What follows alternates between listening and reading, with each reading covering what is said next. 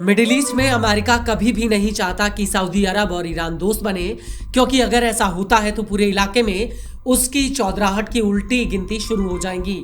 Iran और America के रिश्ते अभी तक सबसे खराब दौर से गुजर रहे हैं। न्यूक्लियर डील को लेकर ट्रंप बार बार ईरान को धमकाने में लगे हुए हैं। वहीं ईरान अमेरिका के सामने चट्टान बनकर खड़ा हुआ है।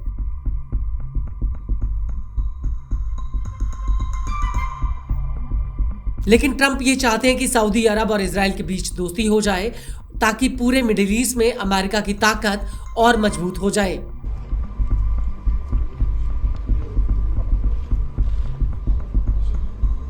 और ईरान के खिलाफ एक ऐसी धुरी बन जाए जिसके दम पर अमेरिका के लिए ईरान पर वार करना बेहद ही आसान हो जाएगा।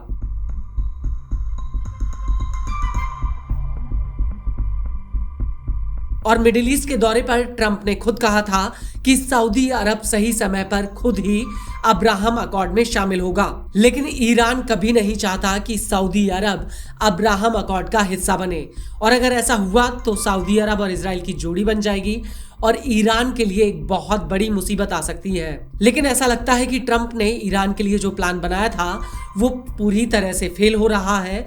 वो इसलिए क्योंकि सऊदी अरब और ईरान ने एक दूसरे की तरफ दोस्ती का हाथ बढ़ाया है, और इसकी शुरुआत सऊदी से सीधे तेहरान तक विमान सेवा से हुई है। दरअसल करीब 10 साल बाद पहली बार सऊदी अरब से फ्लायंस एयरबस A320 नियो ने सीधे तेहरान के खामनेई इंटरनेशनल एयरपोर्ट के लिए उड़ान भरी, और यहीं से माना जा रहा है कि दोनों देशों के बीच जल्द ही रिश्ते सामान्य हो सकते हैं, क्योंकि हाल ही में सऊदी अरब की सिविल एविएशन अथॉरिटी ने इस एयरपोर्ट का दौरा किया था ताकि दोनों देशों के बीच सीधी विमान सेवा को बहाल किया जा सके।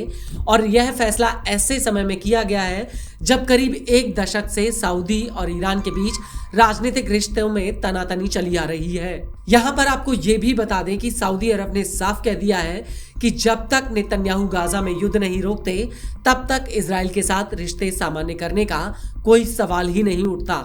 वहीं विमान सेवा को लेकर सऊदी अरब के अधिकारियों का कहना है कि जल्द ही तेहरान में सऊदी से और विमानों की लैंडिंग शुरू हो जाएगी, जिसकी शुरुआत 1 जुलाई 2025 से होगी।